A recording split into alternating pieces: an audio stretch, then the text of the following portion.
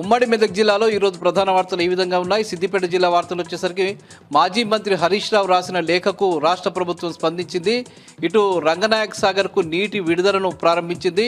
అనంత సాగర్ నుంచి 1 టీఎంసీ నీటిని విడుదల చేస్తూ ప్రభుత్వం ఇచ్చిన ఉత్తర్వుల ఆదేశంగా ఇరిగేషన్ శాఖ అధికారులు రంగనాయక్ సాగర్లోకి నీటిని విడుదల చేశారు. గోదావరి జలాలు ఒక పంపు ద్వారా పరవళ్లు తొక్కుతూ రంగనాయక్ సాగర్లోకి వచ్చి చేరుతూ ఉన్నాయి. ఈ సందర్భంగా హరీష్ రావు ఈరోజు రంగనాయక్ సాగర్ ప్రాజెక్టుని సందర్శించారు. ఈ సందర్భంగా ఆయన ఒకవైపు ప్రభుత్వానికి ధన్యవాదాలు తెలియజేస్తూనే ముఖ్యమంత్రి రేవంత్ రెడ్డి చిల్లర రాజకీయాలు మానుకొని తెలంగాణకు వరప్రదాయంలా ఉన్నటువంటి కాళేశ్వరం ప్రాజెక్టుపై కక్షపూరితమైనటువంటి చర్యలు చేయకుండా అక్కడ కుంగినటువంటి ఒక పిల్లను తక్షణమే బాగు చేసి తెలంగాణ రైతులకు భవిష్యత్తులోనైనా నీళ్లు వచ్చే విధంగా చర్యలు తీసుకోవాలని, లేని పక్షంలో తెలంగాణ ప్రజలు తగిన విధంగా బుద్ధి చెప్పే పరిస్థితి ఏర్పడుతుందని, చరిత్రహీనులుగా మిగిలిపోవాల్సి వస్తుందని చెప్పి ఆయన ఈ సందర్భంగా హెచ్చరిక జారీ చేశారు.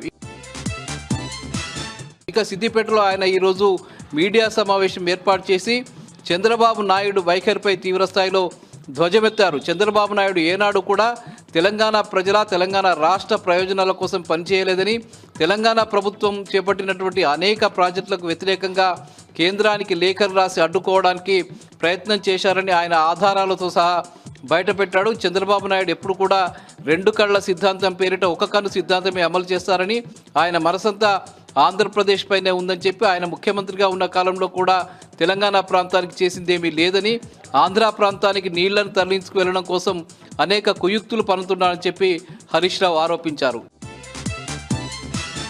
ఇక ఈరోజు కొండపాక మండలం దమ్మక్కపల్లిలో బీఆర్ఎస్ పార్టీకి సంబంధించిన నాయకులు పర్యటించారు. అక్కడ ఎండిపోయినటువంటి పంట పొలాల్ని మాజీ ఎఫ్డీసీ చైర్మన్ వంటేరు ప్రతాప్ రెడ్డి నేతృత్వంలోని బీఆర్ఎస్ పార్టీ శ్రేణులు పరిశీలించి తక్షణమే తపాస్పల్లి రిజర్వాయర్ నుంచి నీటిని విడుదల చేయాలని, లేని పక్షంలో భారీ ఎత్తున రైతులతో ఉద్యమం చేపడతామని హెచ్చరించారు.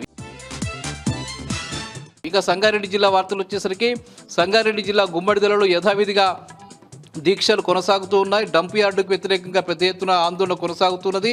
29వ రోజు ఈరోజు దీక్షలు కొనసాగాయి. ప్యారానగరు నల్లవెల్లి ప్రాంతంలో డంప్ యార్డు ఏర్పాటును రాష్ట్ర ప్రభుత్వం తక్షణమే రద్దు చేయాలని చెప్పి వాళ్ళు ఈ సందర్భంగా డిమాండ్ చేశారు.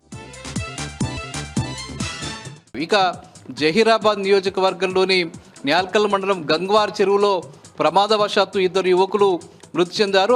ఆ యువకులకు సంబంధించిన ఒక శవాన్ని బయటకు తీశారు. మరో యువకుడి మృతి చెందినటువంటి యువకుడికి సంబంధించిన శవాన్ని బయటకు తీయడం కోసం ప్రయత్నాలు కొనసాగుతూ ఉన్నాయి.